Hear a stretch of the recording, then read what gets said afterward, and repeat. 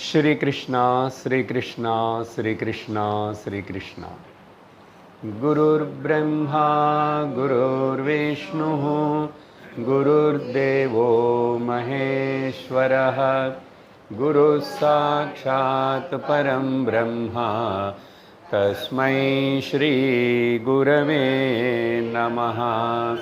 तस्मै श्री गुरवे नमः। हरि ओम तत्सत्। श्वेताश्वतर उपनिषत् एट्टावदि अंजावदि अध्यायम एट्टावदि श्लोकम।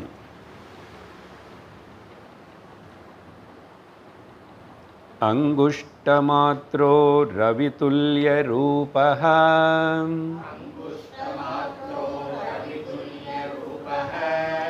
संकल्पाहंकार समन्वितो यः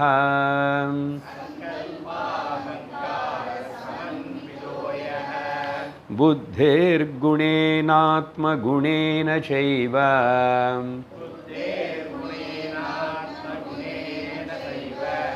आराग्रमात्रोऽप्यपरोऽपि दृष्टः।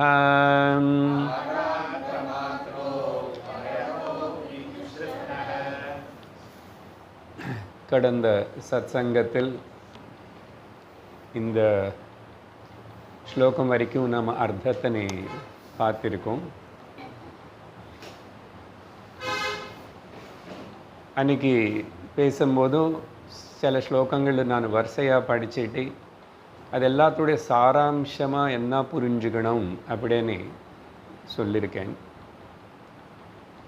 இன்றைக்கி 9வது ஸ்லோகத்திலிருந்து 14வது ஸ்லோகத்து வரைக்கும் இந்த அத்தியாயம் முடியறது.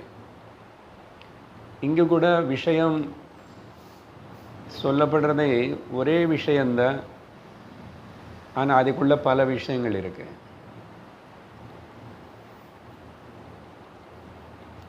அந்த பல விஷயங்களுன்னு சொல்ல முடியாது கொஞ்சம் ஸ்லோகங்களுக்குள்ள. ஆனால் அதனுடைய சாராம்சம் இதுன்னு சொல்லி நம்ம கிரகிச்சுக்கணும், புரிஞ்சுக்கணும். அந்த வகையில் இன்றைக்கி கூட கொஞ்சம் நேரம் முதல் விஷயத்தின்னு சொல்கிறேன், அது மனசில் வச்சுக்கிட்டு அப்புறம் அந்த ஸ்லோகங்கள் எல்லாம் பார்ப்போம். ஆத்தியாத்மிக ஜீவனம் அப்படின்னு சொன்னால் உலகம் மித்யா, பிரம்ம சத்தியம், அந்த பிரம்மம் நான் அப்படின்னு சொல்லிட்டு அப்புறம் நான் இனிமேல் எதுவுமே கண்டிக்க வேண்டியதில்லை, எதை பற்றியும் கவலைப்பட வேண்டியதில்லை, அப்படி ரொம்ப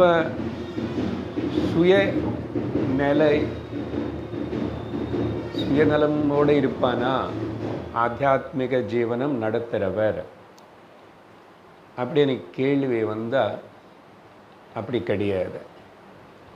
நிஸ்வார்த்த புத்தியோட வாழறது தான் ஆத்தியாத்மிக ஜீவனம். ஆனால் மனுஷன்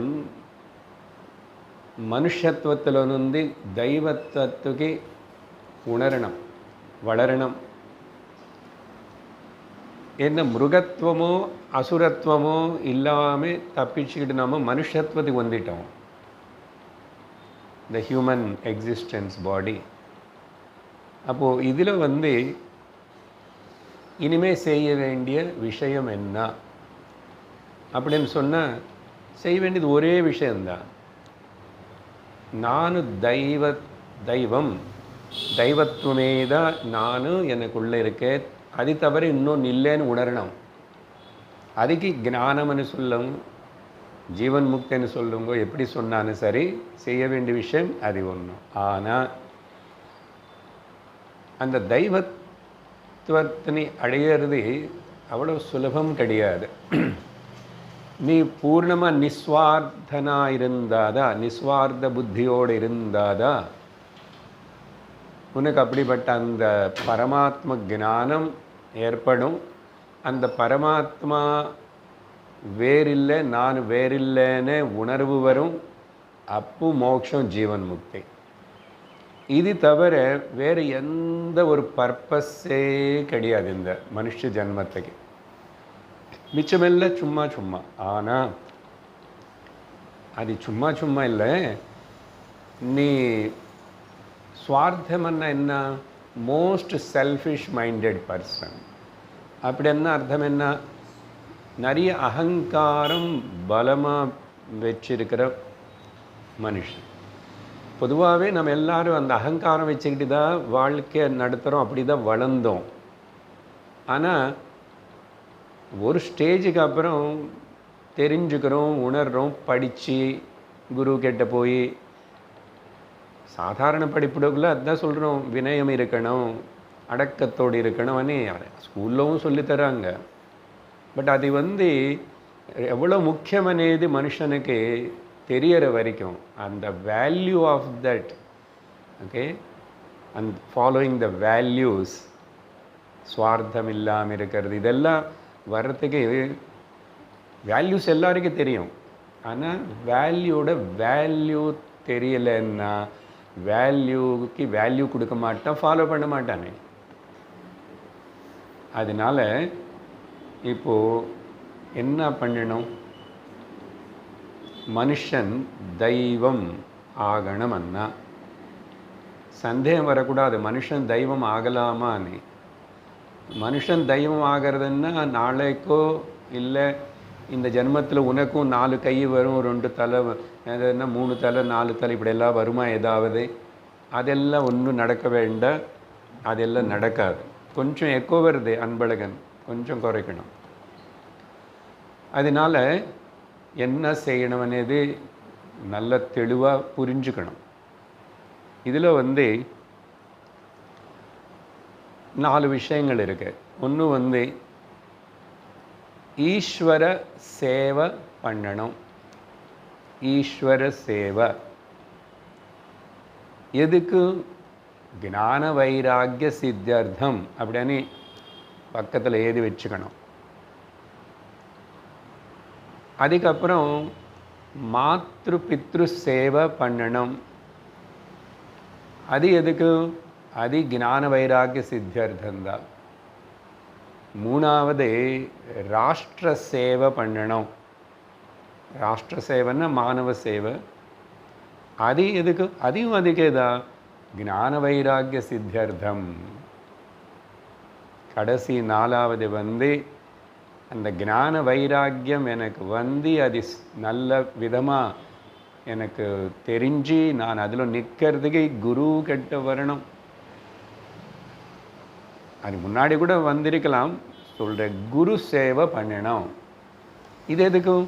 இதையும் அதுக்கே தான், ஞான வைராக்கிய சித்தியர்த்தம்.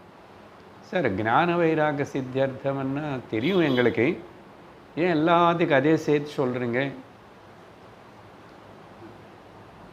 இப்படி சிம்பிளாக சொல்கிறேன். ஞான வைராக்கிய சித்தியர்த்தம் தெய்வத்துவ பிராப்தியர்த்தம். உனக்கு அகங்காரம் நீங்கி போகணும். அகங்காரம் நீங்கி போகாத வரைக்கும், நீ விட்டு கொடுக்காத வரைக்கும் உனக்கு தெய்வத்துவம் அடையிறதுக்கு லாய்க்கில்லை, முடியாது.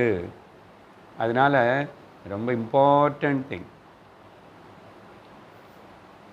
அதனால் ஆத்தியாத்மிக ஜீவனம்னா ஒரு சுவார்த்த புத்தியோட செல்ஃபிஷாக இருக்கிறது இல்லை. என்னோட மோட்சம், என்னோட முக்தி தானே. உனக்கு முக்தி வரணும்னா நீ இதெல்லாம் பண்ணி தான் ஆகணும். அதெல்லாம் பண்ணுறதுக்கு தான் வேறு விதமாக சொல்லும் போது கீதை அங்கெல்லாம் பார்க்குறோம், 5 விதமான பக்தி படிகள்னு சொல்லி இப்போது 12வது அத்தியாயத்தில் விவரிச்சிட்ருக்கேன். அதையும் இதே தான் அர்த்தம். பட் இப்போ சொல்கிறது இன்னும் ரொம்ப சுலபமாக புரியும். இந்த ஒரு ஹெட்டிங்கு கொஞ்சம் நம்ம விசாரணை பண்ண வேண்டியிருக்கு. தெய்வத்துவம்னு சொல்லிட்டு இருக்கல, அந்த தெய்வத்துவம் பற்றி தான் இந்த 8வது ஸ்லோகத்தில் சொல்லப்பட்டது.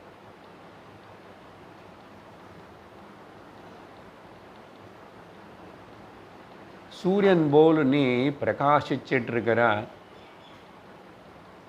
அனந்தமான வஸ்து பிரம்மம் நீ, அதுதான் தெய்வத்துவம். ஆனால் இது புத்திக்கு கிரகிக்கிறதுக்கு கஷ்டமாக இருக்கிறதுனால புத்தி அக்ராஹ்யம், அனிர்தேஷம், அச்சிந்தியமாக இருக்கிறதுனால அதுக்கு சூக்ஷ்மமனி பேர் கொடுக்கப்படுறது. இந்த மந்திரத்தில் அதெல்லாமே தெரிவிக்கிறார். சூக்ஷ்மத்துவம், அந்த சூக்ஷ்மத்துவத்தின்னு சொல்கிறதுக்கு இங்கே அங்குஷ்ட மாத்திர புருஷான்னு சொல்லப்பட்டிருக்கு. ஸோ நான் பேசுகிற கருத்துன்னு அந்தந்த ஸ்லோகத்துக்கு கொஞ்சம் சேர்த்து சொல்லிகிட்ருக்கேன். அப்போ சூக்ஷ்மமான அந்த விஷயத்தினே, அது சூக்ஷ்மமானு சொன்னால் ரொம்ப சின்னதாக இருக்குமா சார்? இல்லை, உபனிஷத்தில் சொல்கிற எக்ஸ்பிரஸ் பண்ணுற அந்த சூக்ஷ்மத்துவம், அக்ராஹ்யத்துவம், அனிர்தேஷம், அச்சிந்தியம், அரூபம், இதெல்லாம் சொல்கிறது அது எதுவும் ரொம்ப சின்னதன் இல்லை. அந்த சின்னதன் எக்ஸ்பிரஷன் கூட உபனிஷத்தில் இருக்கே. அணோரணியான், ஸ்மாலர் தேன் த ஸ்மாலஸ்ட்னு சொல்கிறது அர்த்தம். அது இல்லை. அது கிரகிக்கிறதுல சிரமம் இருக்கிறதுனால ரொம்ப சூக்ஷ்மமான புத்தி வச்சு ஸ்ரத்தா பக்தியோட கிரகிச்சிக்க வேண்டியதாக இருக்கிறதுனால அது சூக்ஷ்மன்னு சொல்லப்பட்டிருக்க தவிர சின்னதுன்னு சொல்கிறதுக்கு இல்லை. உண்மையாக சொல்லணும்னா அதுதான் பெருசு, அதுதான் பெருசு. ஸோ பெருசு பற்றி எக்ஸ்பிரஸ் பண்ணுறதுக்கு சாஸ்திரம் உபனிஷத்துக்கள் நெகட்டிவ் வேர்டு சூக்ஷ்மன்னு எடுத்துக்கிறது. அது நம்ம சரியாக புரிஞ்சுக்கணும். அதனால் இது அப்புறம் இது சுத்தமானது, ரவித்துல்யம் இருக்கு, சுத்தமாக இருக்கு, விசுத்தமாக இருக்கு, அனந்தமாக இருக்கு. அது பரமாத்மாவுடைய ஸ்வரூபம். அதுக்கு அக்ஷரம் அப்படின்னு உபனிஷத்து கீதா சொல்லும். இப்போ அதே இங்கே ரவி துல்லியன்னு ஒரு வார்த்தையில் சொல்லப்பட்டது. ஆனால் இந்த உபாதி மூலமாக அப்படிப்பட்ட நானும் వ్యక్తపడతం போது அல்பமாயிட்டு அகங்காரம் అనేది ஒன்று நான் உருவாக்கிட்டு அது பலப்படுத்திட்டு இருக்கிறதுனால நான் ரொம்ப அல்பம், ஃபைனைட் அப்படின்னு சொல்லி அப்புறம் நான் வேறு அనే భావనனையும் உருவாக்கிட்டு மனுஷன் இங்கே ஒரு ஜீவிக்கிறான். இப்போது இவர் இந்த தப்பான பாவத்தில் வெளியே வரணும். ஸோ அதுக்கு தான் நான் இப்போது சொல்கிற பயிற்சிகள், சாதனைகள் என்ன சொன்ன முதல்ல, ஈஸ்வர சேவா. ஈஸ்வர சேவான்னா அது பல வகையாக பேசலாம், பல கிளாஸில் பல நாள் பேசலாம். பட் நம்ம இப்போ இந்த வேதாந்த வகுப்புனால் இங்கே என்ன பொருத்தமாக இருக்குமோ, இந்த லெவலில் என்ன புரிஞ்சுக்கணுமோ அது சொல்கிறேன். இல்லை ஈஸ்வர சேவை, நிர்குண ஈஸ்வர தியானம், நிர்குண ஈஸ்வர ஞானம் அப்படின்னு பகவத்கீதையில் எது சொல்கிறாமோ இப்போது அதே என்ன தெரியுமா? ஈஸ்வர சேவை சாஸ்திரம் படிக்கிறது. உங்களுக்கு மனசுக்கு அது ஒத்துக்கிறதா இல்லையா, ஏதாவது சந்தேகம் வருதானே அது நீங்கள் கிளாரிஃபை பண்ணிக்கணும். சாஸ்திரம் படிக்கிறது தான், ஸ்ரவணம் பண்ணுறது தான் ஈஸ்வர சேவை.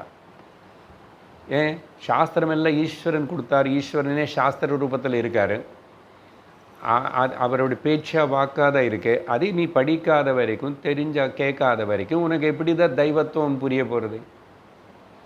எப்போதான் இந்த அல்பமான சுவார்த்த புத்தி போகிறது? போகாத. அது ஒரு ஹையர் லெவலில் ஈஸ்வர சேவன்னா அப்படி எடுத்துக்கலாம். ப்ளஸ் விஸ்வரூப தர்சனம் அப்படின்னு சொல்லும்போது அந்த நிலைக்கு வருதே ஒரு சிறந்த பக்தி படிதா அப்படின்னு சொல்லி பகவான் சொல்கிறார் கீதையில்.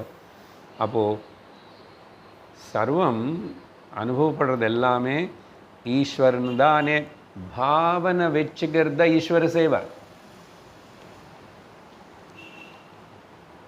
அப்போ அப்படி பாவனை இருக்கும்போது அடுத்த படியில் என்ன ஆகுமன்னா மாத்ரு பித்ரு சேவை.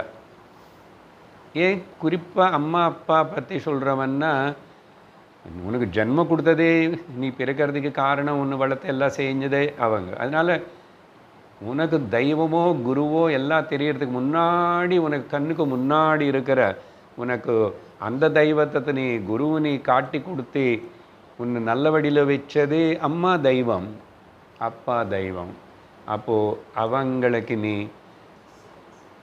முடிஞ்ச வரைக்கும் அவங்க இருக்கிற வரைக்கும் அவங்கள கேர் எடுத்துக்கிட்டு சேவை பண்ணணும். வீலு நாமால என்ன ஏதிருக்க போகிறாரு ஏதிருக்காருன்னு தெரிஞ்சுக்கிட்டு பண்ணுறது சேவை கிடையாது. நீ ஒன்றும் பண்ண வேண்டாம், எனக்கு கொடுக்க வேண்டாம், ஆனால் நான் உங்களுக்கு சேவை பண்ணுறேன். அப்படிப்பட்ட பிள்ளைகள் வேணும், அப்படிப்பட்ட குழந்தைகள் வேணும் உலகத்தில். நம்ம பரம்பரை அப்படி தான்.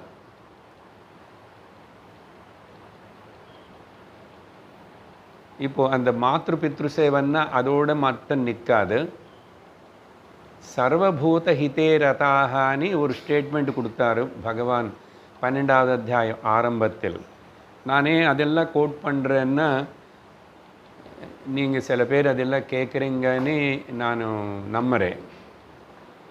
ஏன்னா the simultaneous topics of variations and ரொம்ப டீப்பாக விஷயம் இருக்கிறதுனால அப்படி ரிலேட் பண்ணும் போது உங்களுக்கு ஒரு நல்ல அண்டர்ஸ்டாண்டிங் வரும். அதுக்கு தான் சர்வபூத ஹிதே ரதாகான்னு சொன்னதில் நீங்கள் இதெல்லாம் இன்க்ளூட் பண்ணோம். இதெல்லாம் முக்கியமாக மானவ சேவை, மாத்ருபித்ரு சேவல் ஆரம்பித்து உனக்கு சுற்றி இருக்கிற குடும்பம் இவங்க எல்லாருக்கும் சேவன்னா என்னன்னா துவேஷிக்காமல் இருக்கிறது, பொறாமைப்படாமல் இருக்கிறது, மட்டம் தட்டி அவங்களை பேசாமல் அவங்களை பேச்சியோ செஞ்சியோ கொடுமைப்படுத்தாமல், அதுக்கப்புறம் ஸ்டில் எக்ஸ்டெண்ட் பண்ணால் அந்த மாத்ரு பித்ரு சேவனேது அங்கே ஆரம்பமாயிடுச்சா அது அப்படியே சமாஜம் மொத்தத்துக்கு எக்ஸ்பேண்ட் ஆகணும், ஜந்துகள் ஜீவராசிகள் கூட போகணும். அதனால தான் சர்வபூத ஹிதே ரதாக.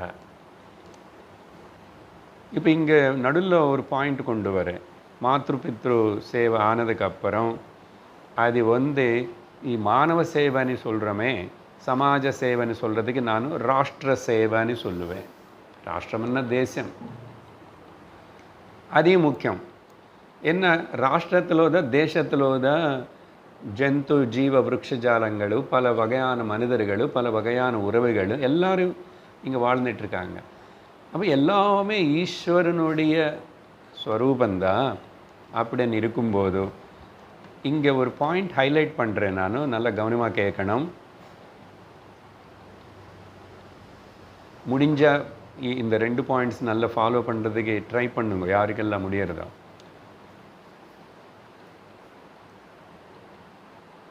அப்பா மூலமாக ஏதாவது வர சொத்து இருந்துச்சுன்னா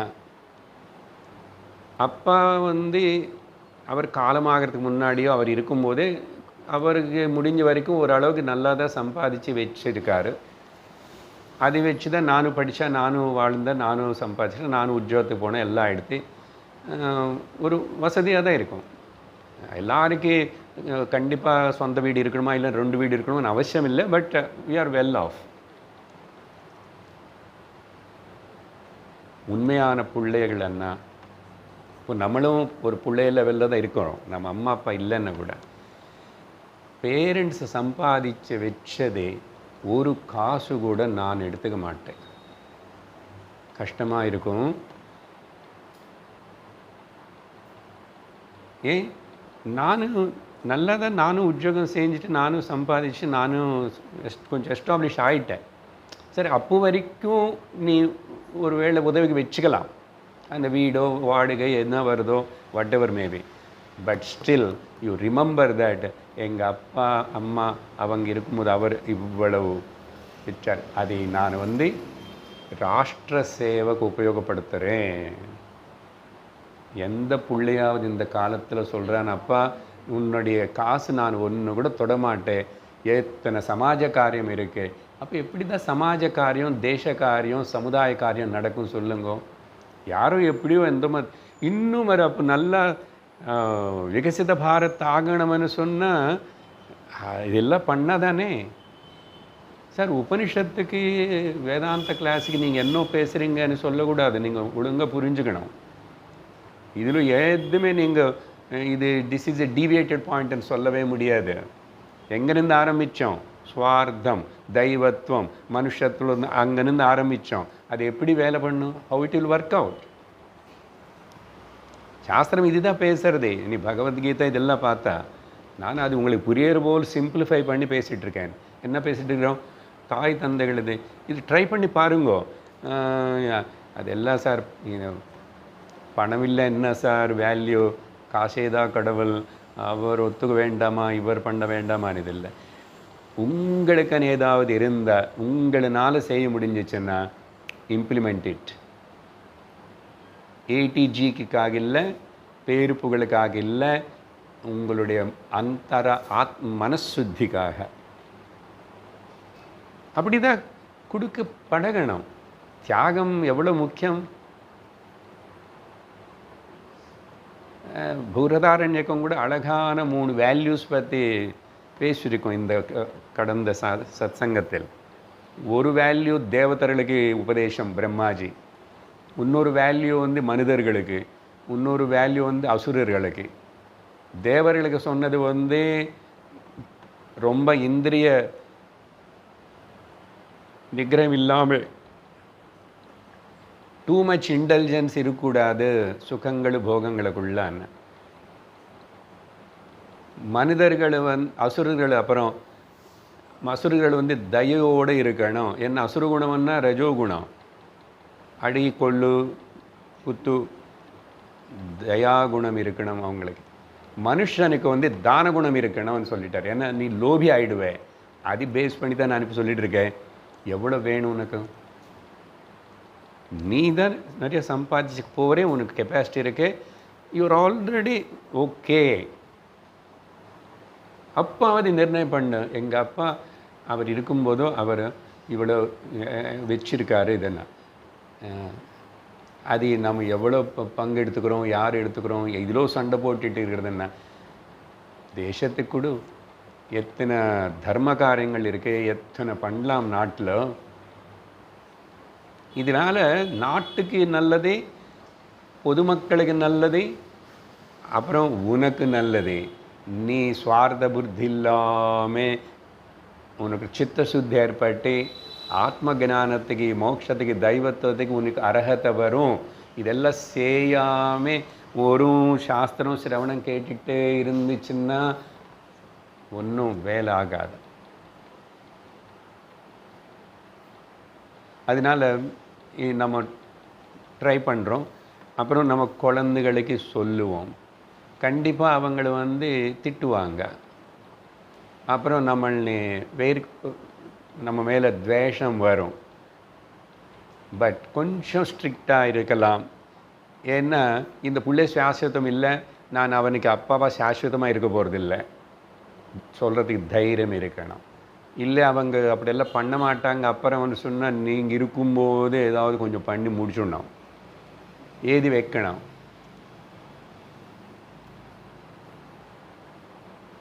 அதனால் இல்லைன்னு என்ன, ஒருத்தனுக்கு அது எவ்வளோ வச்சுக்க போகிறேன் அவனுக்கு நிறைய சேர்த்துட்டா உனக்கு ப்ராப்ளம். தானம் அதுக்கு தான் தானம் வச்சது கிரகஸ்தர்களுக்கு, மனிதர்களுக்கு.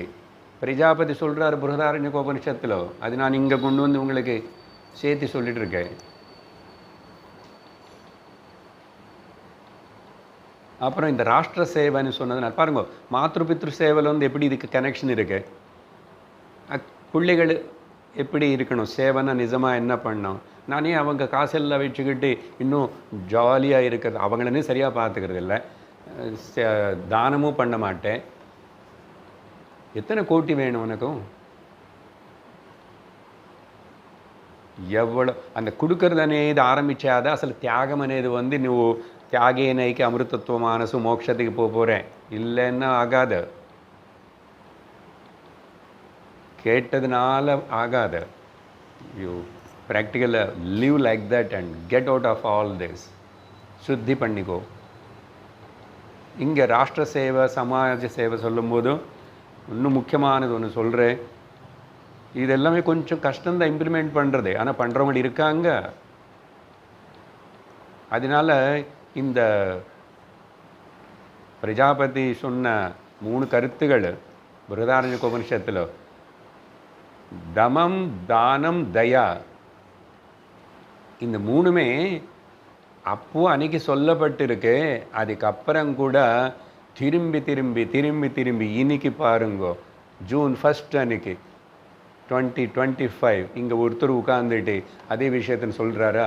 அப்படி திரும்பி அனுவாதம் பண்ணுறதுக்கு பேர் அந்த இடி போல் கர்ஜனை பண்ணுறதுன்னு சொல்கிறாரு. அங்கே த த த 3 தானே.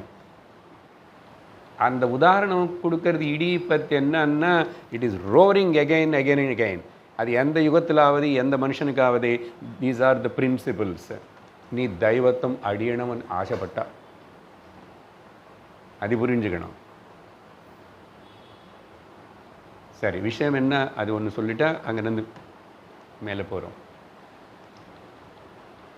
சமுதாயம், நாடு, இதில் ஒரு முக்கியமான இப்போ இந்த சூழ்நிலையில் இருக்கிற செய்ய வேண்டிய ஒன்று மேட் இன் இண்டியா, ஸ்வதேஷி வஸ்து உபயோகம். இதுக்கு முயற்சி பண்ணணும். எப்படியோ தெரியாமல் அப்படி இப்படி நிறைய விதேசி வஸ்துகளனே வாங்கிறது, அதே யூஸ் பண்ணுறதுக்கு பழகி போயிட்டோம்.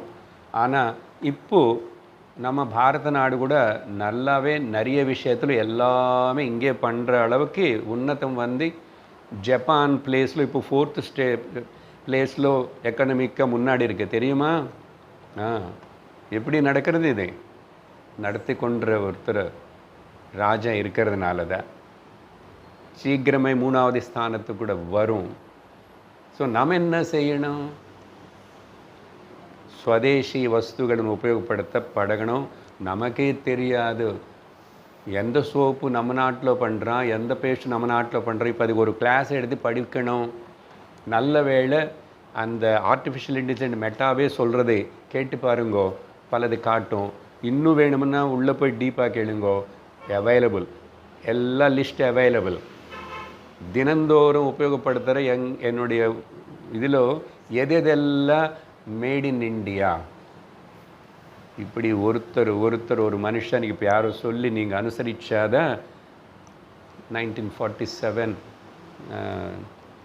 விகசித பாரத் சும்மாவா நடக்கும்? இது எதுக்கு? எனக்கும் பிரயோஜனம். நான் இதில் ராஷ்டிர தேவோபவா, என்ன நாடு, இங்கே இருக்கிற மக்கள், இங்கே வர இது, இங்கே வளர்றது, இது எல்லாத்தையும் நான் நேசிக்கணும். இதுக்கு முக்கியத்துவம் கொடுக்கணும். இது ரொம்ப இம்பார்ட்டண்ட். இப்போ ஒரு விஷயம் சொல்லுங்கோ, அக்கம் பக்கம் சொல்லுங்கோ, உங்கள் பிள்ளைகளை சொல்லுங்க. நீங்கள் முதல்ல வீட்டுக்கு போய் ஒரு லிஸ்ட்டு எது பார்த்தீங்கன்னா தெரியும். இப்போ எல்லாம் என்னென்ன வாங்கி வச்சுருக்கோம் அதெல்லாம் தூக்கி போட வேண்டாம், அது பாட்டுக்கு இருக்கட்டும். இனிமே வாங்கிறது கொஞ்சம் அவேர்னஸோடு இருங்கோ. சின்ன வேலை, அதனால் நீ சமாஜத்துக்கு தேசத்துக்கு எவ்வளோ பண்ணுறீங்க. சரியா? அவர் அங்கேருந்து ரிக்வெஸ்ட் பண்ணுறாரு, நான் இங்கேருந்து ரிக்வெஸ்ட் பண்ணுறேன். எங்கே ரெட் ஃபோர்ட் மேலேருந்து ரிக்வெஸ்ட் பண்ணார். இப்படி எத்தனையோ குரல்கள் சொன்னால் அது நடக்கும், நடந்து ஆகும். ஏன்னா இது ருஷி கல்பனை, இது ருஷி பரம்பரை ஜீவன விதானம். இதில் தெய்வ வாக்கு, அந்த தெய்வி வாக்கனை வார்த்தம் உபயோகப்படுத்திட்டு சொல்லப்பட்டது பிருஹதாரண்யகத்தில். வேறு எங்கேயுமே அப்படியெல்லாம் இப்போ வரைக்கும் வரலை. தெய்வி வாக்கனை அது உபாசனா பாகனால அங்கே சொல்லப்பட்டது. ஸோ வந்துட்டோம். ஈஸ்வர Seva connected to the Samaja Seva, starting from the family and extended to the Rashtra Seva and then Guru Seva. Because Guru Seva ரொம்ப டைரெக்டாக அவைலபிளாக இருக்கும். நீ இருந்தா சத்சங்கமும் குரு நமக்கு அடித்து நடந்துட்டு இருந்த, அதனால் அது ரொம்ப டைரெக்டான ஒரு என்னது க்ளீனிங் ப்ராசஸ். இது சுவார்த்தம் குறையிறதுக்கு, அகங்காரம் குறையிறதுக்கு குரு சேவையில் ஈடுபடும். இத்தனை இவளை பண்ணிட்டு வந்தால் நம்ம தெய்வத்துவம் அடையிறதுக்கு, முக்தி அடையிறதுக்கு, ஞானத்துக்கு லாய்க்கு. அப்போ எங்கே தான் வாழ்க்கையும் ஞானம் வேதாந்தம் வேறு பண்ண முடியுமா? அங்கே பேஸ் பண்ணியிருக்கு. சரி, இது மனசில் வச்சுக்கிட்டு இப்போது அடுத்ததாக 9வது ஸ்லோகம் படிக்கிறேன். எல்லா ஸ்லோகம் ஒரு வாட்டி படிக்கலை, அதை படிச்சுட்டு சுருக்கமாக அதோடைய சாராம்சத்தினையும் பார்த்துக்கிறோம். வாலாக்ரசதபாகஸ்ய शतधा कल्पितस्य च भागो जीवः सविज्ञेयः स चानन्त्याय कल्पते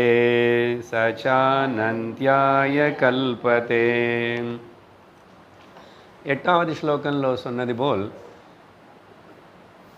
போன கிளாஸில் எல்லா ஸ்லோகங்களும் சேர்த்து சொல்லும் போது இஜீவனுடைய கதி லாட், இவனுடைய என்ன, இவருடைய போக்கு எப்படி இருக்கு, லாட்டுன்னா இவனுடைய கதி எப்படி இருக்கு, அப்படின்னா ஞானத்துக்கு முயற்சி பண்ணாமல் நான் ஜீவன் இல்லை, நான் இப்படி இல்லை, துக்கப்பட்டு இப்படி வாழ வேண்டிய அவசியம் இல்லை. சரி, மெஜாரிட்டி இந்த லோகத்தில் படித்தவங்க நல்லா அப்படி இப்படி கொஞ்சம் இதெல்லாம் சாஸ்திரம் கேட்டவங்களுக்கு கூட நிறைய பேர் என்ன வாழ்க்கை இப்படி இது சார், மாற்ற முடியாது, எனக்கு என்னுடைய கர்மம் இப்படி தான் அப்படின்னு சொல்லிட்டு டிசைட் பண்ணிவிட்டு அப்படியே இருப்பான். They are not ready to change, accept to change. இது பெரிய தவறு, பாபம்.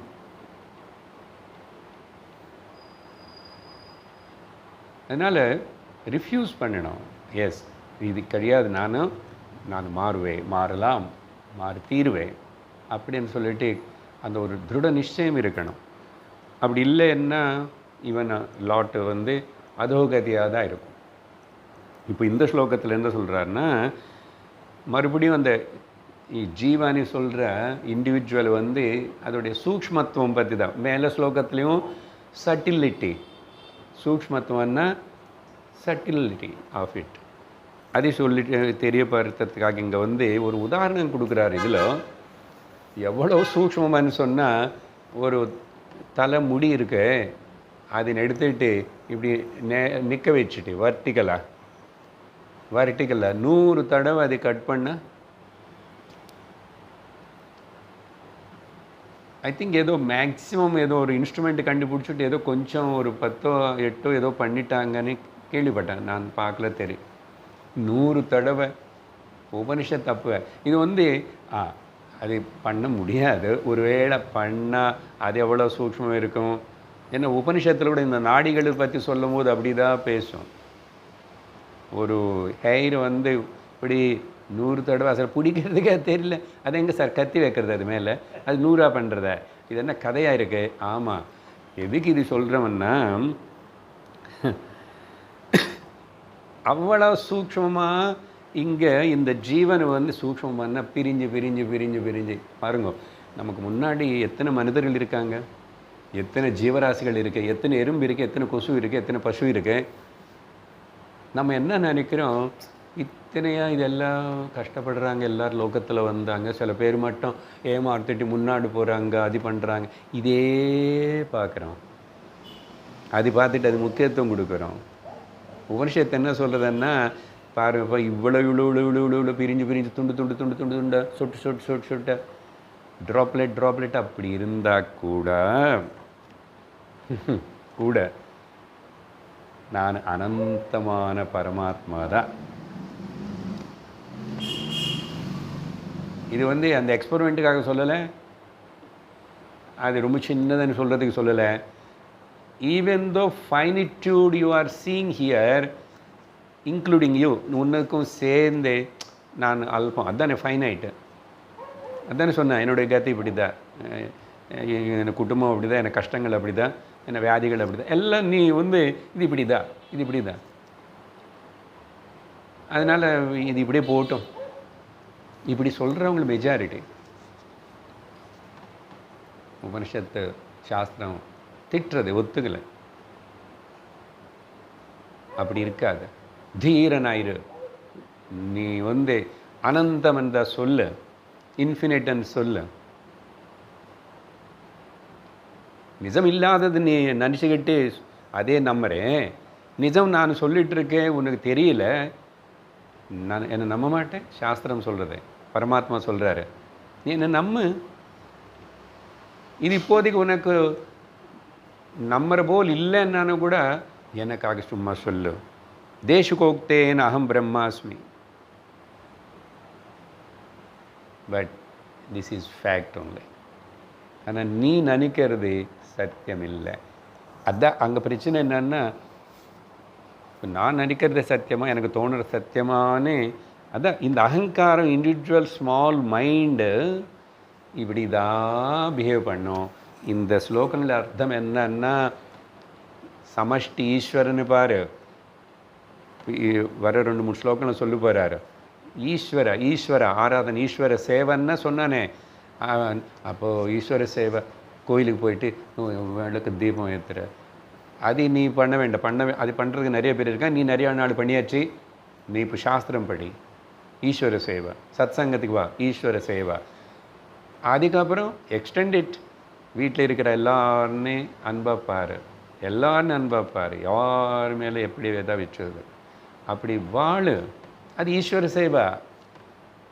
அதுதான் சொல்ல போகிறார் 12வது அத்தியாயத்தில். இனிமேல் மேலும் மேலும் அடுத்த ஸ்லோகங்களுக்குள்ள பக்தி யோகத்தில். அதனால் அதுதான் இந்த ஸ்லோகங்களுக்குள்ளே வரப்போகிறது. So that's why connected from that topic from the beginning. கடந்த அரை மணி நேரம் அப்படின்னு தெரிஞ்சுக்கணும். நான் அனந்தந்தான். இங்கே எவ்வளோ வெரைட்டி, டீவியேஷன், டைவர்சிட்டி இருந்தால் கூட நான் அனந்தந்தான். அப்படின்னா நான் இன்ஃபினைட் அப்படின்னு சொல்லிட்டு இவனும் உணரணும் அப்படின்னு சொல்லி மேலே ஆல்ரெடி சொல்லியிருக்க சூக்ஷ்மம் பற்றி சொல்லும்போது இங்கே ஒரு எக்ஸாம்பிள் எடுத்துக்கிறோம்.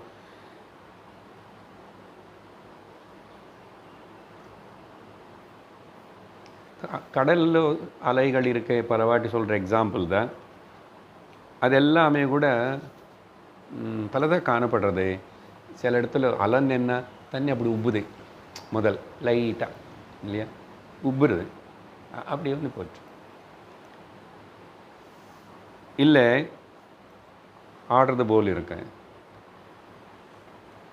ஓ அலை பிறந்தது போல் இருக்கேன், பிறந்தது போல், ஆடுறது போல், உப்பினது போல்,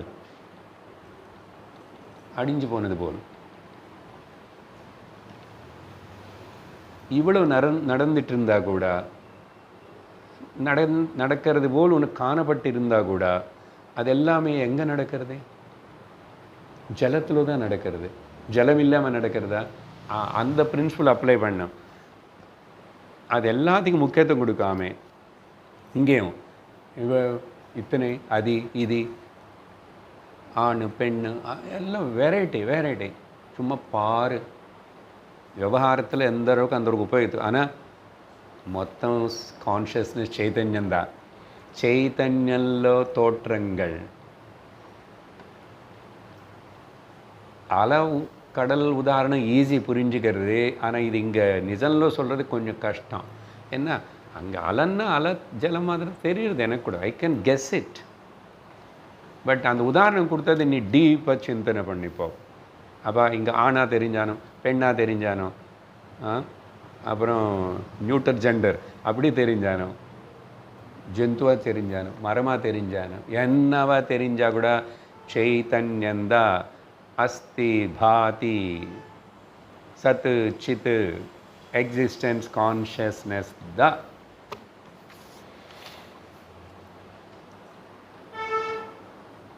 அப்படின்னு சொல்லி அப்போது நாம ரூபந்தான். எது அலை சின்னது பெருசது வந்துச்சு போயிடுச்சு, அத்தியாசம், சூப்பர் இம்போசிஷன், ப்ரொஜெக்ஷன் தானே இங்கே கூட அப்ளை பண்ணு. அப்போ இந்த விஷயம் அப்ளை பண்ணணும்னா ஏதோ ஒரு 5 நிமிஷம் 2 நிமிஷம் சுவாமி ரூமில் உட்காந்துட்டு கற்பூரம் ஏற்றுறது என்ன இது 24/7. அப்போது 24 மணி நேரம் 7 நாளும் நீ ஈஸ்வர சேவை பண்ணுற, ஆராதனை பண்ணுற, ஈஸ்வர சிந்தனையில் இருக்க நீ, அப்படி படகு. இது புரிஞ்சுக்கோ அப்படின்னு சொல்லி அடுத்த 10வது மந்திரத்தில் நைவ ஸ்திரீ ந புமானேஷ ந சைவாயம் ந பும்சகः யத்யச்சரீரமாதத்தே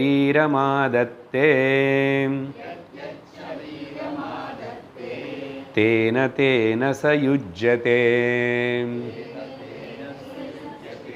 நான் இப்போ பேசினது தான் என்ன சொல்கிறாங்கன்னு இதே தான். இங்கே ஒருவேளை ஸ்திரீயாவாக காணப்பட்டானோ புருஷானவ காணப்பட்டானோ நபும்சகம்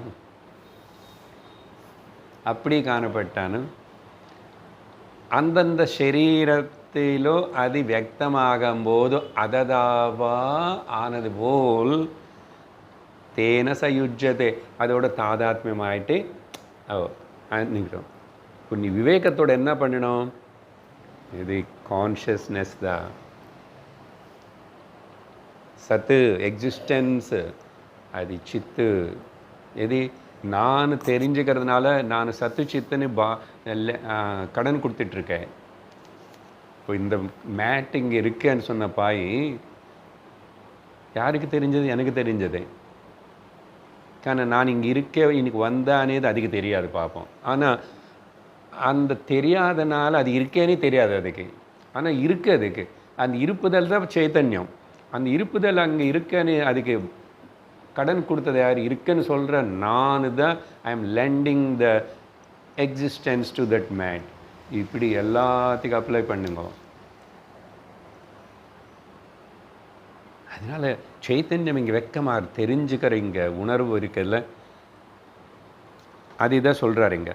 அதனால் வெரைட்டி என்ன எப்படி இருந்தால் கூட அது இப்போ இதுக்கு என்ன உதாரணம் கொடுக்கணும்னா ஸ்லோகம் அவ்வளோதான் அர்த்தம். 1-2 பாயிண்ட் சொல்கிறேன். உபாதி என்றோம் இல்லையா?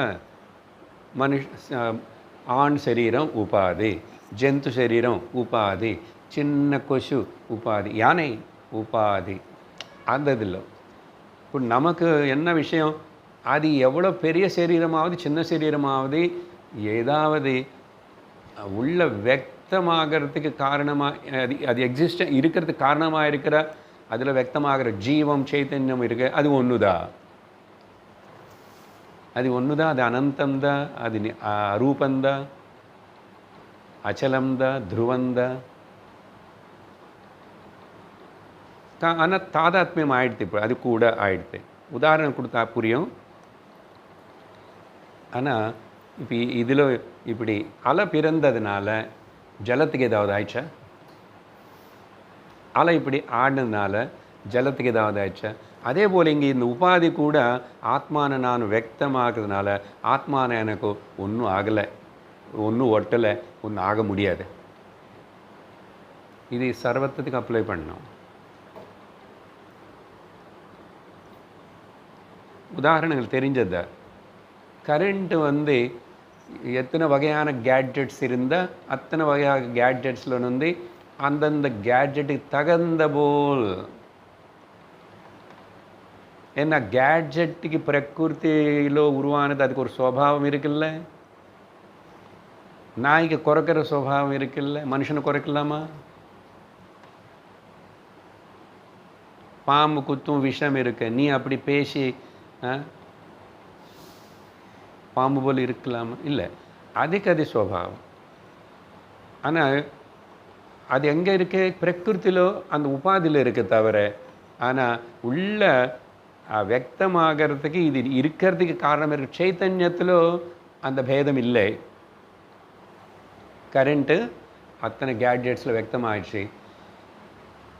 ஆனால் கரண்ட்டு அது கூட தாதாத்மியம் ஆயிடுச்சா? ஆனால் ஆனது போல் இருக்கு. ஆனால் கரண்ட்டுக்கு ஏதாவது குறையா? இத்தனை லைட்டு போட்டாங்களே இங்கே, கரண்ட் பில்லு கட்டும்போது எனக்கு ப்ராப்ளம். கவர்மெண்ட்டுக்கு ப்ராப்ளம் கரண்ட்டு அவங்க உற்பத்தி பண்ணுறது. கரண்ட்டு பொறுத்த வரைக்கும் அதுக்கு ஏதாவது ப்ராப்ளம் இருக்கா? எத்தனை கேட்ஜெட்ஸ் இருக்கோ எத்தனை இல்லையோ நான் ஐடென்டிஃபை பண்ணல, அது கூட தாதாத்மியம் ஆகலை. ஆனால் கரண்ட் இருந்தால் தான் கேட்ஜெட்ஸ். எக்ஸாக்ட்லி அதே போல் சைத்தன்யம் இருந்தால் தான் சர்வம் இங்கே వ్యక్తமாகிறது. அந்த பாவனையில் இரு. இதுதான் சமஷ்டி ஈஸ்வர சிந்தனையில் இருக்கிறதுக்கு பேர். இந்த சிந்தனைக்கு பேர் தான் ஈஸ்வர சேவா. ஏன்? அதுக்கப்புறம் நீ உன்னோட பிஹேவியரே உன்னோட பிரவர்த்தனை ரொம்ப நல்லா இருக்கும். அந்த பிரவர்த்தனை தான் விரும்புகிறாரு தவிர பாயசம் விரும்பலை சுவாமி. Please understand. ஆனால் நம்ம மனசில் எங்கே போகிறது? 12வது அத்தியாயம் இங்கே பேசியிருக்க தமிழில் இங்கிலீஷு புரிஞ்சு விரும்புகிறவங்க திரும்பி கேளுங்க, வித்தியாசமாக இருக்கும். ஏன்னா இப்போ நம்ம ஹையர் லெவலில் இந்த உபனிஷத்து படிக்கிறோம், இன்னொரு பக்கம் பிருதாரண்யங்க போயிட்டுருக்கேன். உங்களுடைய அண்டர்ஸ்டாண்டிங் நீங்கள் நல்ல பக்கா படுத்துக்கணும்னா ப்ளீஸ் லிசன். சரி, இது எலக்ட்ரிசிட்டி எக்ஸாம்பிள் சொல்லியாச்சு. இப்போது இந்த விஷயத்தினே ஆத்மா అనేదే இல்லை, அது புரியறதுக்கு சைத்தன்யம் ஆத்மா అనేది சொல்லிகிட்டே இருக்கிறோம். ஆனால் நம்ம மைண்டு அதை பார்க்கணுமா, எங்கே இருக்கும், எப்படி இருக்கும், இப்படியே அது கொஞ்சம் கலாட்டா திங்க் பண்ணிகிட்டே இருக்கும். It's nagging. ஓகே, இது இந்த எக்ஸாம்பிள் எடுத்து பஞ்சபூதங்கள் இருக்குல்லங்க, பஞ்சபூதங்கள் கூட எல்லாமே அதது எதோட தாதாத்மியமான அதது அந்த ரூபம் எடுத்துக்கிறது. உதாரணத்துக்கு ஆகாசம் எடுத்துக்கிறோம். ஆகாசம் பற்றி சொல்லவே வேண்டாம், அது எல்லா இடத்துலையும் அட்ஜஸ்ட் ஆகிறது. நீ எது வேக்யூமோ எல்லாம் எம்டின்னு சொல்கிறியோ அங்கேயும் போய் நிற்கிறது. அது ஸ்பெஷல் கேஸ், எக்ஸெப்ஷன். சரி, அடுத்ததுக்கு வா. வாயு பாருங்க. வாயு நீ சின்ன இதில் வச்சா சின்னதாக இருக்கும். இப்போது அந்த ப்ளூ வேல்னு திரும்பி பார்த்தாங்களாமா, அங்கே எங்கோ கலிஃபோர்னியா சீ கோஸ்ட் எங்கோ, அது நல்லது சீசன்ஸ் எல்லாம் ஏதோ சொன்னால், அது எவ்வளோ சரீரம் பெருசோ அது பார்க்கணும் ஃபோட்டோவில் வீடியோவில். ஒரு வாட்டி அப்படி உள்ளே போயிட்டு இப்படி வெளியே தண்ணி அப்படி மூக்கு வழியாக வாயாது என்ன தெரியாது எனக்கு. ஃபவுண்டெயின் கொட்டுறது, திரும்பி காற்று உள்ளே எடுத்துக்கிறதுக்கு. ஓ, அங்கே அதோட லங்ஸ் எவ்வளோ பெருசாக இருந்திருக்கணும். கொசுவுக்கு லங்ஸ் எங்கே இருக்கு? எறும்புக்கு லங்ஸ் இருக்கு. வாயு அந்த ரூபம் எடுத்துக்கிறதா இல்லையா? மாறுறது.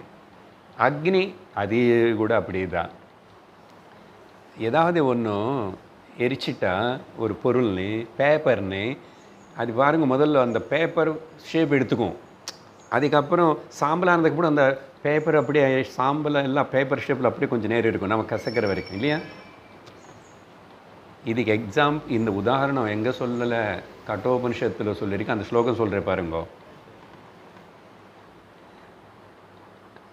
அக்னிர் யதைகோ புவனம் பிரவிஷ்டா ரூபம் ரூபம் பிரதிரூபோ பபூவ.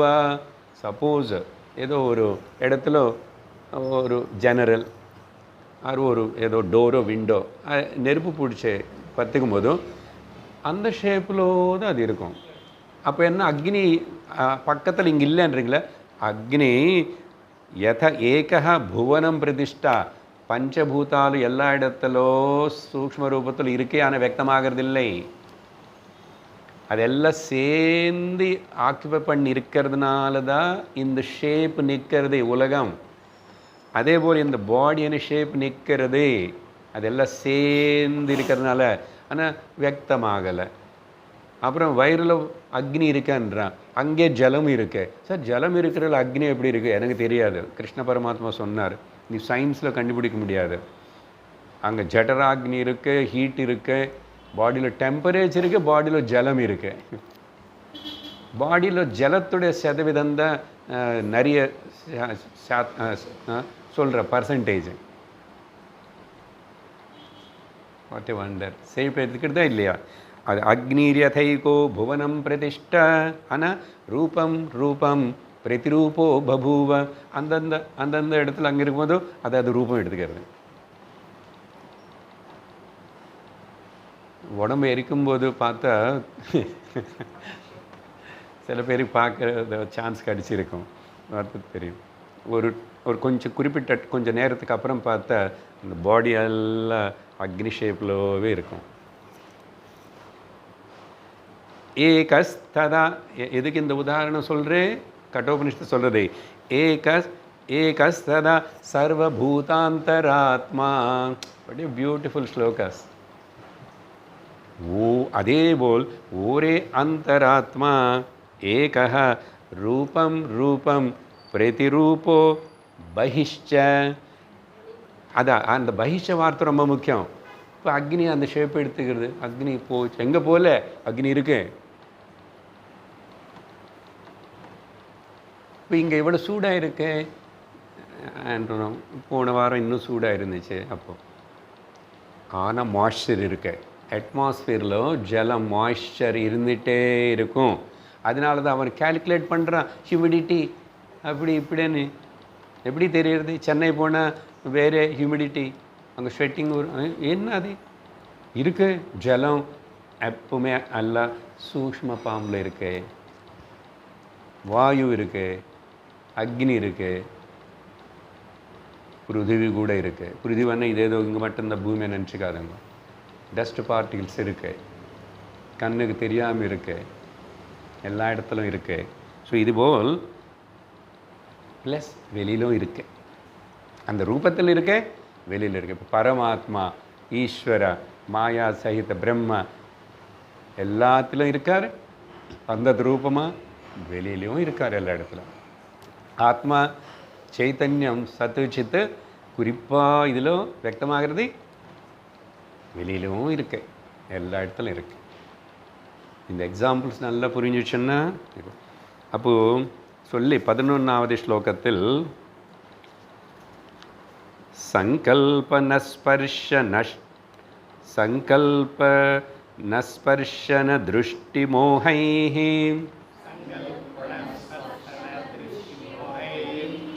கிராசாம்பு விருஷ்ட்யாத்ம விவ்ருத்தி ஜன்மாம் கர்மானுகான்யனுக்ரமேண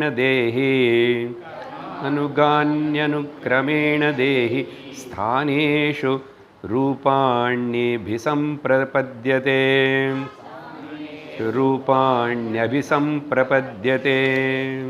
சம்ஸ்கிருதம் பார்த்தா பகு கஷ்டமாக அப்படிலாம் இருக்கும். சிம்பிள் மீனிங் சொல்கிற பாருங்க.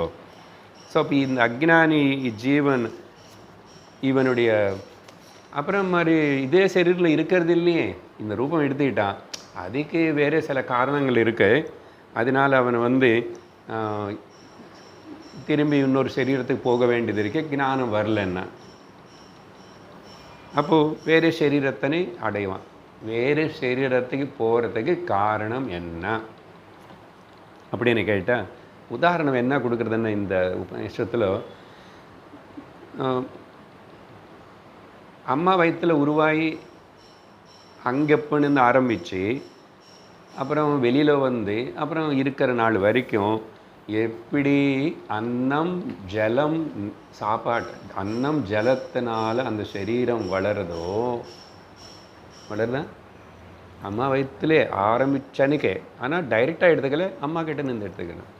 வெளியில் வந்ததுக்கப்புறம் நம்ம நல்லா தான் தெரியும் எப்படி எடுத்துக்கிட்டு வளருதோ. ஜலம் சாப்பாடு ரெண்டு முக்கியம் இல்லையா? அதேபோல் இந்த ஜீவன் இவன் ஏன் இன்னொரு சரீரத்துக்கு போய் அப்படின்னா பிரயாணம் பண்ணிகிட்டே இருக்கிறான், திரும்பி போகிறான். காரணம் என்னான்னா 5 சொல்கிறது இங்கே. ஒன்று ஆசை, டிசைர். இன்னொன்று இங்கே வந்ததுக்கப்புறம் எல்லாத்துக்கும் கூட அட்டாச்மெண்ட்டு, பந்தம். அப்புறம் அவனை பார்த்து தப்பாக புரிஞ்சுக்கிற திருஷ்டி, அதனால் மோகப்படுறது, டெல்யூஷன், அதனால் சில கர்மங்கள் செய்கிற பாருங்கோ, அந்த கர்மங்கள் இதெல்லாம் சேர்ந்து ஜீவனுடைய அடுத்த இன்னொரு சரீரத்துக்கு கண்டினியூ பண்ணுறதுக்கு இதெல்லாம் காரணமாக இருக்குது. பட் ஞானம் வந்தால் இதெல்லாம் நிஜம் இல்லைன்னு சொன்னால், அட்டாச்மெண்ட் இல்லாமல் இருந்து சொன்னால், பந்தம் இல்லாமல் சொன்னால், திருஷ்டி மாறிச்சுன்னா திருஷ்டிகோணம் மாறி போச்சு, எல்லாமே கிளைமேட் மாறி போச்சு, போயே போச்சு. இப்படி ஆயிடுச்சு. 12வது ஸ்லோகத்தில் அதுக்கு மேலும் என்ன ஆயிடுச்சு? ஸ்தூலானி சூக்ஷ்மாணி பகூனி சைவ ரூபாணி தேஹி ஸ்வகுணைர்வ்ருணோதி क्रियागुणैरात्मगुणैश्च तेषां संयोगहेतुरपरोऽपि दृष्टः. மேலே சொன்ன விஷயத்தினே இன்னொரு விதமாக இங்கே சொல்லப்படுறது. அங்கே உதாரணம் கொடுத்தாச்சு. ஜலம் சாப்பாடு எப்படி சரீரத்தினை முன்னாடி கொண்டு போகிறதோ வளர வைக்கிறதோ அதே போல் அக்கடை இங்கே என்ன சொல்ல, இந்த ஜீவனுடைய பிரயாணம் இதுதான் முக்கியம். அடுத்த லைஃப், அடுத்த ஜென்மா ஏற்படுறதே பல பல வேறு சின்ன தேகம், பெரிய தேகம், அதான் சொல்லப்பட்டதுங்க. இதெல்லாம் நான் பேசியாச்சு பூரா, பட் ஸ்லோகன் ரூபத்தில் வந்துடுது. இப்போது சின்ன தேகம், பெரிய தேகம், அதான் சொல்லப்படுது. ஸ்தூலானி சூக்ஷ்மாணி பகூனி தேகம் செய்வ ரூபாணி. ஸோ ரூபங்கள் ஏன் இதெல்லாம் ஏற்படுதுன்னா அதுக்கு காம்பினேஷன் ஒன்று இருக்குது. ஒரு 3 சேர்ந்து, அங்கே 5 சொல்லி ஆயிடுச்சு. அது 3 இன்னும் கொஞ்சம் டெக்னிக்கலுக்காக சொல்லும் போதும் அவனுடைய ஸ்வகுணம், இன்னர் சாஃப்ட்வேர் மிஸ்டேக்கு. இவன் ஒரு சாஃப்ட்வேர் எடுத்துக்கிட்டு வரான்ல, ஸ்வகுணைஹி, அதனால தான் அவன் அப்படிதான் சார், அவன் சுபாவம் அப்படி தான், அவன் மாற மாட்டான் அப்படின்னு சொல்கிறோம் இல்லையா. இருக்கு சிலதெல்லாம் அப்படி. பட் அது அப்படி தான் விட்டுடக்கூடாது. அப்படி இருந்தால் கூட சுபாவத்தினே மாற்றுக்கலாம். மாறலை. இப்போது சத்சங்கத்துக்கு வந்ததுக்கப்புறம் பல வருஷங்களுக்கு முன்னாடி அப்போல்லாம் எப்படி இருக்கும், அவங்களுக்கு நல்லா தான் தெரியும் என்னோடய சுபாவம் நிறைய மாறிச்சு சார். சுபாவம்னா அண்டர்ஸ்டாண்டிங்கில் கூட மாறிச்சு. அதையும் தானே இது முன்னாடி எல்லாம் அப்படி நினச்சிட்ருக்கேன். ஸோ சொகுணைஹி. அதுக்கப்புறம் இப்போ இங்கே வந்ததுக்கப்புறம் கிரியா குணைஹி. இவன் பண்ணுறான் பாருங்க. இப்போது அந்த பண்ணும்போது கர்த்திருவ பாவம், போக்திருத்துவ பாவம், அகங்காரம் எல்லாம் சேர்த்து வச்சுக்கோ, நல்லா மாட்டிக்குவேன். அதனால் இதெல்லாம் விடலைன்னா நீ படுவே. இல்லை சார் நான் பாடுபடுவேன். படு மனமே படு. நான் பட விரும்பலைன்னா விடலைன்னா படு. ஏதோ ஒன்று வாட் டு டூ. 3வது என்ன சொன்னால் ஆத்ம குணைஹி. இங்கே ஆத்மன்னா மனசு. The mind has God its own wrong notions. Mind it has God own wrong notions. அது கூட பலது ஒரு ஜென்மத்துலேருந்து வரும். மொத்தத்தில் இந்த 3 காம்பினேஷன்னால் இண்டிவிஜுவல் சுவாவம், கர்ம எஃபெக்டிவ், மைண்டுடைய நேச்சர், இது 3 சேர்ந்து இந்த அனந்தமான நிஜமான இந்த ஸ்வரூபமான இந்த ஜீவன் ஃபைனைட், மறுபடியும் ஒரு ஃபைனைட் பாடிக்குள்ளே போய் மறுபடியும் அங்கே இப்படிலாம் கஷ்டப்பட்டுக்கிட்டு மறுபடியும் சேம் ஸ்டோரி சீரியல் தொடங்கும். நிற்கவே நிற்காது. எவ்வளோ சீரியல் எபிசோட்ஸ் போட்டால் அவ்வளோ நல்ல சீரியலும் பெரிய டைரக்டரும் நல்லா போய்ட்டு கொஞ்ச நாள் முதல்ல நல்லா போயிட்டு இருந்தானே அது அப்புறம் இங்கே டெவலப் பண்ணுவான். தெரியும் நிறைய அட்வர்டைஸ்மெண்ட்ஸ் வருது, நிறைய மக்கள் பார்க்குறாங்க, நிறைய காமெண்ட்ஸ் வருது, பண்ணிட்டேருடா நிற்காது பண்ண. மகாபாரதம் கூட நிந்துக்கும், சீரியல் நிற்காது. அதனால இவ்வளவு சொல்லிட்டு அதுக்கப்புறம் 13வது ஸ்லோகத்தில் நான் இன்றைக்கி முடிக்க போகிறேன் இந்த அத்தியாயம். என்னோடய டைமில் இன்னும் 5 நிமிஷம் 2 நிமிஷம் இருக்குது. ஏன்னா இது எல்லாம் படிய ஸ்லோகம்தான், வந்த ஸ்லோகம் வருது. அநாத்யனந்தம் கலிலஸ்ய மத்தியே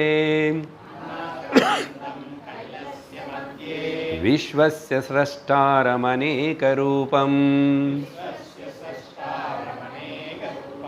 விஸ்வஸ்யைகம் பரிவேஷ்டிதாரம் ज्ञात्वा देवं मुच्यते सर्वपापैः.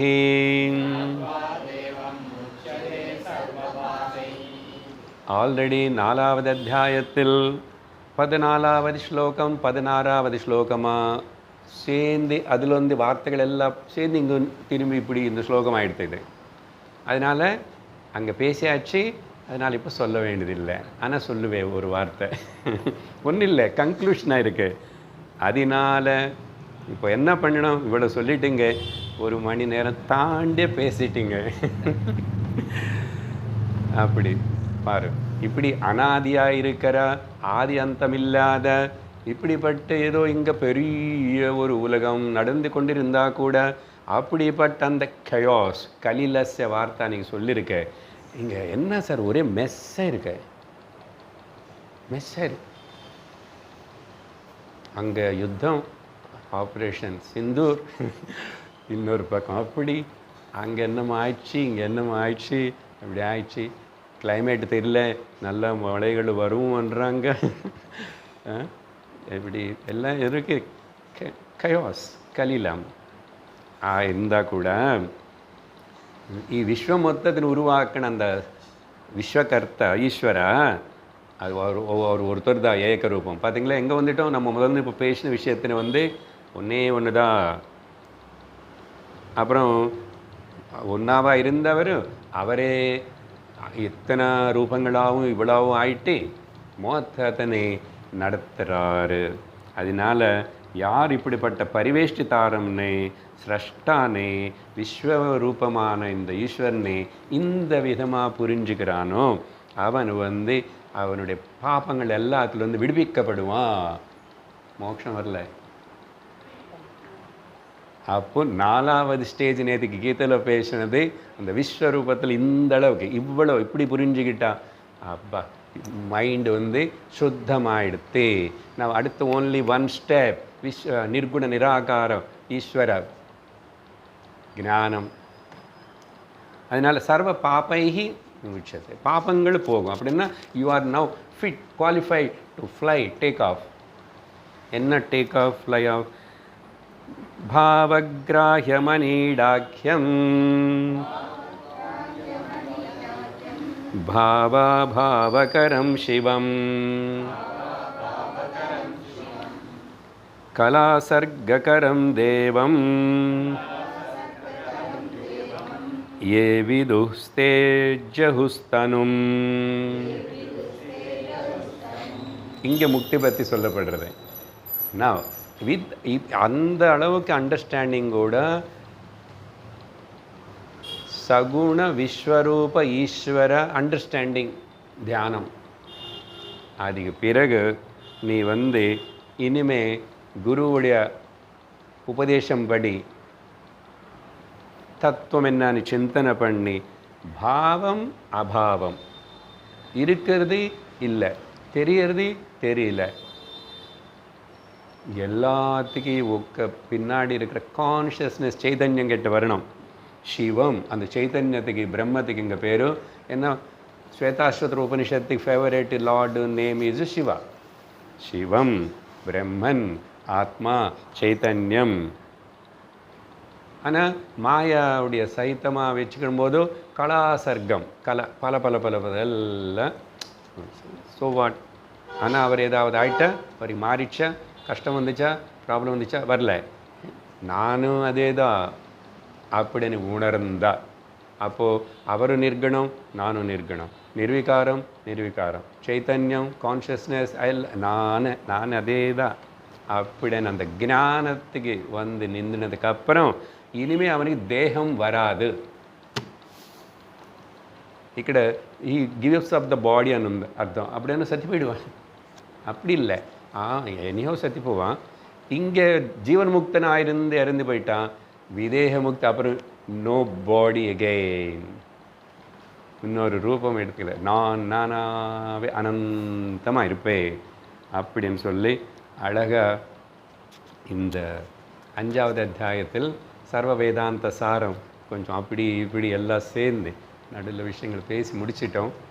6வது இன்னொரு அத்தியாயம் இருக்குது, அது அப்புறம் ஆரம்பிப்போம்.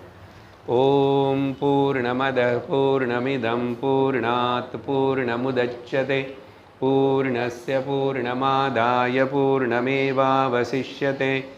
ஓம் சாந்தி ஷாந்தி ஷாந்தி. हरिः ओम श्री गुरुभ्यो नमः. हरिः ओम. हरि ओम तत्सत्.